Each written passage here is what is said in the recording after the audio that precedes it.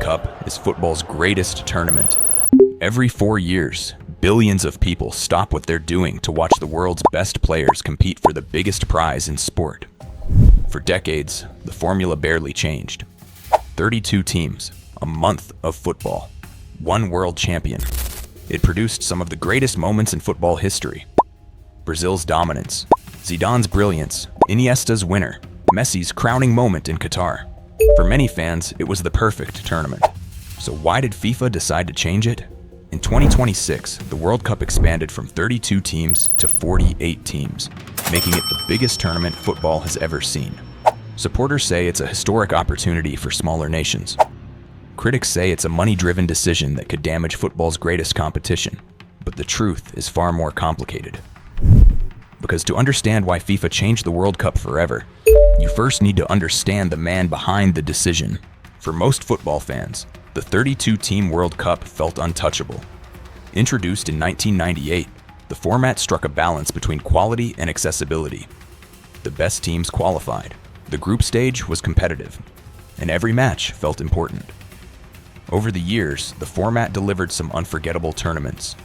Germany 2006 is often remembered as one of the greatest World Cups ever. South Africa 2010 gave us the first World Cup on African soil.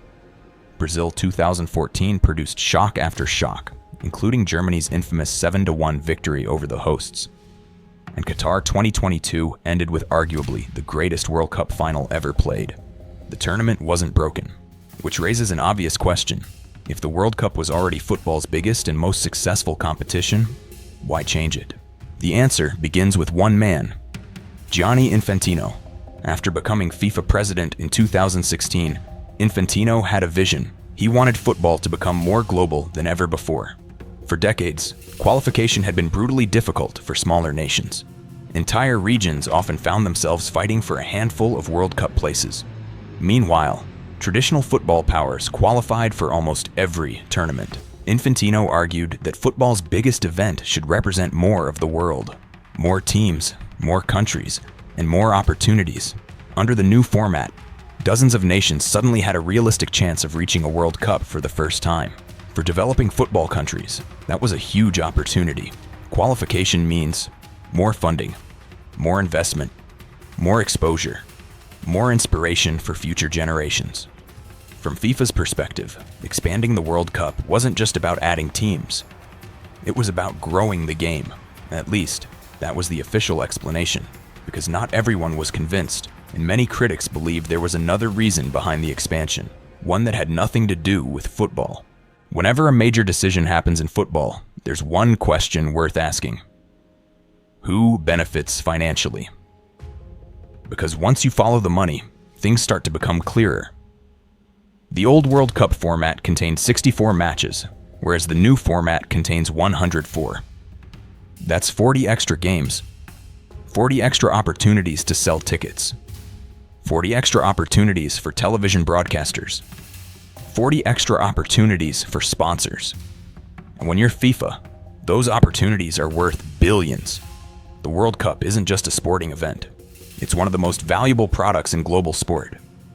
Broadcasters pay enormous sums for the rights. Major brands compete to sponsor the tournament. Host nations invest billions to be part of it. Every additional match creates another asset FIFA can sell. Which means the expansion isn't just about growing football, it's also about growing revenue. And that's where the debate really begins. Because while FIFA talks about inclusion and opportunity, many critics see a business decision disguised as a football decision. Before we continue, if you enjoy discussing football topics like these, I've recently partnered with a brand new football-focused social platform called Paydo. Unlike traditional social media, Paydo is built specifically for football fans to debate, discuss, and share opinions about the game. Plus, you can catch all the latest news surrounding the 2026 World Cup. If you'd like to check it out, you can sign up using my referral code, JoshTalksBall41. You'll find the link and code in the description below. Now let's get back to why FIFA's World Cup expansion has divided football fans around the world. Not everyone welcomed FIFA's decision. In fact, some of football's biggest names immediately raised concerns. One of the most common criticisms was quality. Would adding more teams improve the tournament or dilute it? The World Cup is special because it brings together the very best. But under the new format, weaker teams will inevitably qualify. Some fear that could lead to more one-sided matches. Others worry about fixture congestion. Modern footballers are already playing more games than ever before. Domestic leagues, domestic cups, European competitions, international tournaments, and now an even larger World Cup. Many players and managers have warned that football's calendar is becoming unsustainable. Then there's the question of prestige. Part of what made the World Cup special was how difficult it was to reach. Will qualification mean the same thing when almost 50 nations are involved? Or will the tournament lose some of its exclusivity? These concerns haven't gone away. The fascinating thing about this debate is that both sides have valid arguments because there are genuine winners. Smaller nations benefit enormously. Countries that previously had little chance of qualifying can now dream of reaching football's biggest stage. Fans from new regions get to experience the World Cup. Football receives greater exposure around the world. But there are also clear beneficiaries behind the scenes. FIFA, sponsors, broadcasters, and host nations. The business side of football stands to gain massively from a bigger tournament. And that's why this issue is so divisive. Because the expansion isn't purely good or purely bad. It's both. The question is whether the benefits outweigh the risks. Ultimately, FIFA is making a huge bet. A bet that more teams will create a better tournament. A bet that more countries will create more interest. A bet that football can grow without sacrificing quality. And maybe they're right, because so far, the first 48-team World Cup is exceeding expectations and creating unforgettable moments that will still be spoken about for years to come. Maybe future generations will wonder why football ever limited itself to 32 teams. Or maybe critics are right. Maybe this expansion represents a shift away from sporting excellence and towards commercial growth. Maybe football's greatest tournament is becoming too big for its own good. The truth is, nobody knows yet, because this experiment has only just begun. For decades, the World Cup represented the very best football had to offer.